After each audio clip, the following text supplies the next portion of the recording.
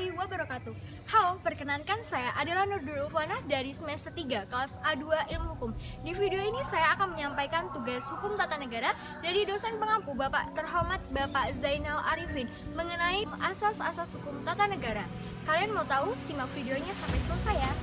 Apa saja sih asas hukum tata negara itu? Makanya keep watching guys. Sebelumnya tahu nggak asas itu apa?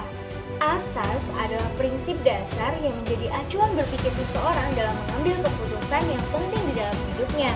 Lalu, apa yang terlintas di pikiran sahabat mengenai hukum tata negara? Baik, hukum tata negara dalam bahasa Belanda berarti stadrecht. Dalam stadrecht terkandung dua pengertian. Yang pertama yakni stadrecht in Rijksmuseum dalam arti yang luas dan stadrecht in Engersheim atau dalam arti yang sempit. Hukum tata negara sering diidentikan dengan hukum konstitusi atau constitutional law. Hukum tata negara dapat dikatakan sebagai cabang ilmu yang membahas mengenai tatanan struktur kenegaraan, mekanisme hubungan antar struktur organ atau struktur kenegaraan, serta mekanisme hubungan antar struktur negara dengan warga negara. Lalu, apa saja asas-asas hukum tata negara itu? Asas-asas hukum tata negara terdiri dari 5, yakni yang meliputi pertama ada asas Pancasila, yang kedua ada asas negara hukum, yang ketiga ada kedaulatan rakyat dan demokrasi, yang keempat ada asas negara kesatuan, serta yang kelima ada asas pembagian kekuasaan.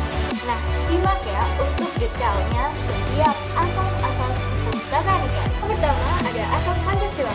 Asas Pancasila di bidang hukum merupakan sumber hukum material, sehingga setiap isi dari peraturan perundang-undangan tidak boleh bertentangan dengan sila-sila yang terkandung dalam Pancasila. Yang kedua ada asas negara hukum. Menurut Amanat Pasal 1 Ayat 3 Undang-Undang Dasar 1945, Indonesia merupakan negara hukum. Dalam negara hukum, komando tertinggi bukan dari penguasa, melainkan berasal dari hukum. Hal ini sesuai dengan prinsip rule of law not of man. Yang ketiga ada asas kedaulatan rakyat dan demokrasi. Kedaulatan berarti kekuasaan atau kewenangan yang tertinggi dalam suatu wilayah. Maka kedaulatan rakyat berarti kekuasaan yang berada di tangan rakyat.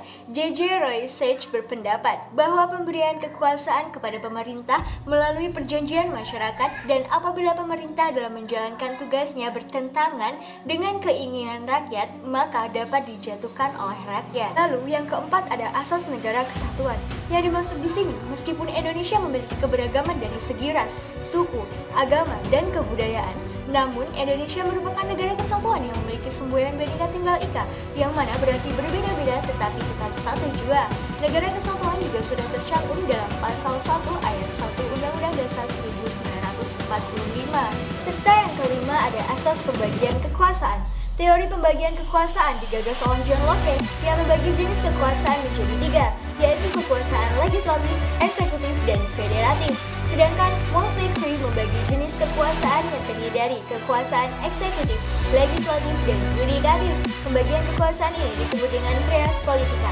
Adanya trias politica tidak dapat dipisahkan dengan konsep checks and balance antara ketiga kekuasaan lembaga negara. Nah, sudah tahu kan apa saja asas-asas dari hukum tata negara? Semoga informasi hukum yang saya sampaikan dapat bermanfaat. Wabillahi taufiq wal hidayah. Wassalamualaikum warahmatullahi wabarakatuh.